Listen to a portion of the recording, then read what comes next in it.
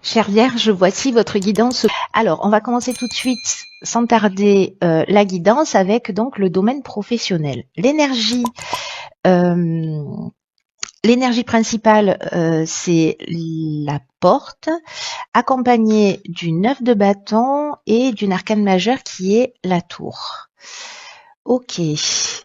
Alors, dans le domaine professionnel, la porte, elle nous parle de changement, enfin de l'annonce d'un changement de poste. Ça peut être une augmentation de salaire. Peut-être que pour certains d'entre vous, il y a des projets en attente qui vont se mettre en œuvre, qui vont se réaliser. Ou alors, si vous travaillez en équipe ou dans une entreprise, il peut y avoir soit une forme de restructuration, ou peut-être vous allez changer de collègue de travail ou de supérieur hiérarchique. Voilà, donc il est possible qu'il y ait un remaniement. Avec les cartes qui l'accompagnent, le 9 de bâton, là vous avez peut-être la sensation d'être d'être un peu sur la défensive, ou peut-être dans une forme de compétition. Peut-être que vous vous sentez là, s'il y a une restructuration dans votre entreprise, ou si vous allez mettre quelque chose en place, euh, vous vous sentez peut-être un peu vulnérable, ou peut-être prudent, vous voyez, avec une idée de se défendre au cas où, en préventif. Et peut-être que s'il y a une restructuration que vous savez pas, peut-être qu'il y a un contrat qui s'arrête, parce qu'ici avec la tour, euh, il peut y avoir soit des événements inattendus, soit une révélation, justement un changement de structure, d'organisation. Donc ça peut venir en fait de l'extérieur, mais ce qu'il faut garder à l'esprit, c'est que la tour, dans tous les cas, c'est d'apprendre à s'adapter rapidement. Peut-être qu'il va y avoir pour certains d'entre vous des défis inattendus. C'est possible, peut-être que le chaos, c'est pas vous qui allez le vivre, mais il va exister autour de vous. Et vous, en fait, vous avez peut-être eu une impression, là, pour certains d'entre vous, je pense que ça va pas parler à tout le monde ce tirage, parce que là, c'est extrêmement précis, de se sentir peut-être vraiment cette idée d'être en danger, euh, de, euh, de vouloir être préparé à toutes les éventualités. Peut-être que aussi vous avez une forme de suspicion vers vos collègues ou votre supérieur hiérarchique, ou peut-être quelqu'un avec qui vous êtes en collaboration, hein, si vous êtes en entreprise, quelqu'un avec qui vous travaillez mais qui n'est pas forcément un de vos salariés, euh, où vous avez peut-être des doutes. Dans tous les cas ici, euh, ces deux cartes, la tour et la porte, elles nous annoncent des changements. Moi, j'ai pas l'impression que ce soit négatif. J'ai l'impression qu'en plus là, vous êtes dans une phase où de préparation, c'est-à-dire euh, peut-être qu'il va y avoir des changements et vous savez pas exactement quel type de changements vont avoir lieu, mais en tout cas, vous les sentez arriver. Voilà, il y a quelque chose de cet ordre-là, et c'est un mal pour un bien. Voilà, parce qu'il y a quelque chose qui se détruit, mais pour se reconstruire d'une manière différente, parce que l'énergie principale euh, de cette porte, elle nous parle quand même de projets qui se réalisent, ou de changement de poste ou d'augmentation de salaire, vous voyez. Donc peut-être que ça peut être surprenant aussi. Alors on va voir ce que nous réserve la suite du tirage. Dans le domaine sentimental, nous avons, eh bien, cette carte, elle sort beaucoup, la carte de la nécessité. Oh waouh. Ok. Alors ici on a le 2 de Pentacle, on a le fou et le jugement. Enfin, je les ai mis en sens inverse. Euh, ok. Je vais remettre dans l'ordre. Ça change pas grand-chose. Hein. Ok, alors c'est intéressant parce que là aussi, la carte de la nécessité, c'est dans le domaine sentimental ou dans le domaine relationnel, hein, d'une manière générale, mais où il y a un besoin justement un besoin de changement. Peut-être que vous sentez arriver ce changement. Il y a quelque chose que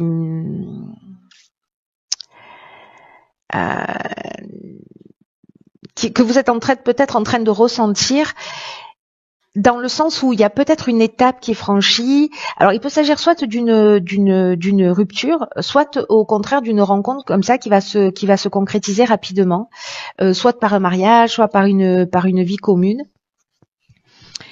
Peut-être une envie de vous lancer en fait, de construire. J'ai l'impression qu'il y a un équilibre à trouver, c'est-à-dire que là, soit vous avez vous sentez seul, voilà, et vous avez besoin de vivre avec quelqu'un. Et du coup, peut-être que vous avez des choix à faire et peut-être que c'est la difficulté justement entre ce besoin d'équilibre, entre ce besoin de vivre seul et ce besoin d'être avec quelqu'un parce que la solitude vous pèse trop. Mais si c'est vous qui êtes en train de cheminer, peut-être pour comprendre ce besoin de vivre à deux, il y a une idée là aussi d'idéalisation de l'amour.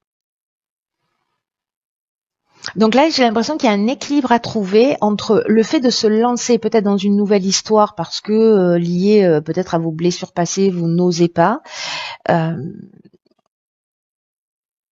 Peut-être que vous êtes dans une attente de rencontrer la bonne personne pour vous, l'élu de votre cœur. Et du coup, peut-être que certains d'entre vous se sentent un peu perdus ou jonglent peut-être entre plusieurs situations, entre plusieurs situations ou plusieurs personnes. Mais il y a quand même ici une quête, j'ai l'impression, d'amour véritable. Voilà. Je crois que en fait, ce qui se cache derrière, autre que les aspects pratico-pratiques, de vouloir vivre avec l'autre, je crois qu'il y a une quête ici, un véritable cheminement pour trouver un équilibre. Entre peut-être sa vie professionnelle et sa vie sentimentale, entre son besoin de solitude et son besoin d'être en couple. Dans tous les cas, avec la carte du jugement qui est quand même l'énergie de l'année, donc c'est pas rien. Elle nous parle de révélation, elle nous parle de renaissance. Soit sortir du jugement justement, parce que ça c'est aussi une des options possibles. Mais il y a quand même une idée, voyez, elle est magnifique cette carte. On libère une partie de soi. Peut-être on accepte d'avancer, on accepte on se jette à l'eau, c'est le fou, il y est, il avance, il sait qu'il est accompagné dans l'existence, donc il a confiance en la vie, il sait jongler avec les situations. Et ici, c'est comme une révélation, peut-être une révélation sur justement ce que vous souhaitez réellement pour vous. Et que peut-être vous prenez conscience de ça, ou peut-être que c'est une histoire et quelqu'un que vous rencontrez et qui va vous permettre aussi de découvrir ça. Si vous êtes déjà en couple,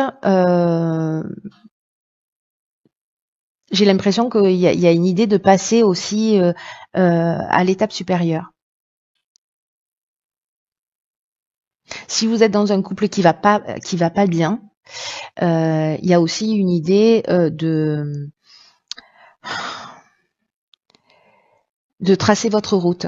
Voilà, de tracer votre route, de trouver votre propre équilibre et de vous révéler. C'est pas rien, hein ? C'est pas rien. Alors, sur le plan matériel, qu'est-ce que nous avons ? Nous avons la carte 57 de l'Oméga, nous avons le cavalier de denier et le 10 de coupe. Ok. Alors, cavalier de denier et 10 de coupe avec la carte Oméga. Alors la carte Oméga, c'est la dernière carte de l'oracle de la triade. Elle nous parle d'aboutissement, elle nous parle de finalité. Sur le plan matériel, il y a une idée que la situation financière s'améliore. Il y a quelque chose de cet ordre-là. Peut-être qu'il y a eu un effondrement en amont qui est possible, mais c'est comme pour assainir une situation, vous voyez, du passé. S'il n'y a pas de problème financier particulier, ça veut dire que peut-être vous allez changer d'angle de vue par rapport à l'argent. Et peut-être que vous allez utiliser vos finances pour utiliser votre argent, utiliser vos biens pour aider des proches. ou peut-être des personnes aussi qui vous sont étrangères, mais vous voyez, par l'intermédiaire d'œuvres caritatives, venir en soutien à des personnes. Parce que ici, le cavalier de coupe,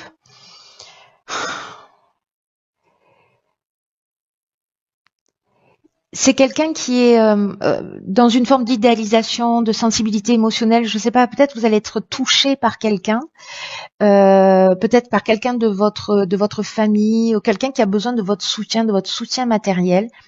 Et là, vraiment, en fait, toutes les cartes, elles se parlent et elles résonnent entre elles avec le 10 de coupe où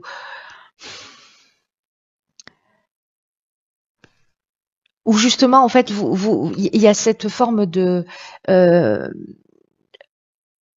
d'abondance et dans cette idée aussi de partage, de sentiment d'être, de se sentir, enfin voilà, l'idée d'être concerné. Je vais y arriver, hein. Soyez patient, je vais arriver à faire une phrase.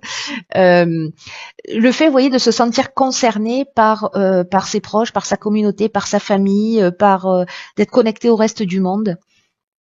Il y a une satisfaction émotionnelle comme ça à aider quelqu'un. Il y a peut-être une situation qui va vous toucher, peut-être que ça va être d'héberger quelqu'un aussi qui est en galère et du coup, je pense que vous allez être touché par ça et vous allez l'aider.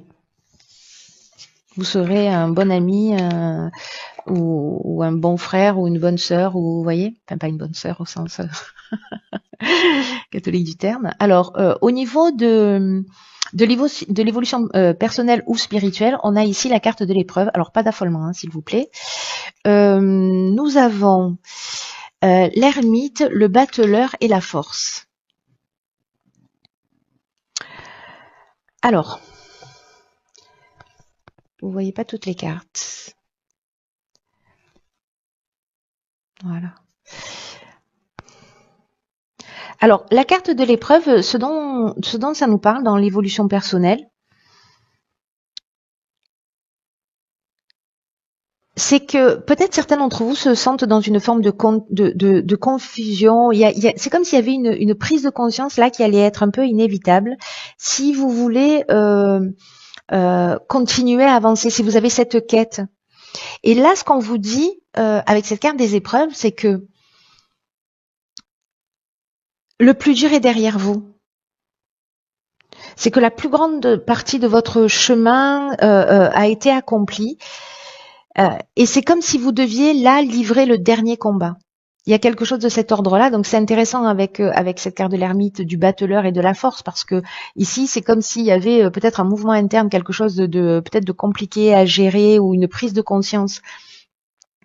Quelque chose qui va vous arriver peut-être comme une évidence, vous vous rendez compte peut-être que vous avez justement avec le battleur, il a tout à disposition, c'est-à-dire qu'il est conscient de toutes ses ressources, de comment il gère ses émotions, sa pensée, son système de valeurs, son système de croyances.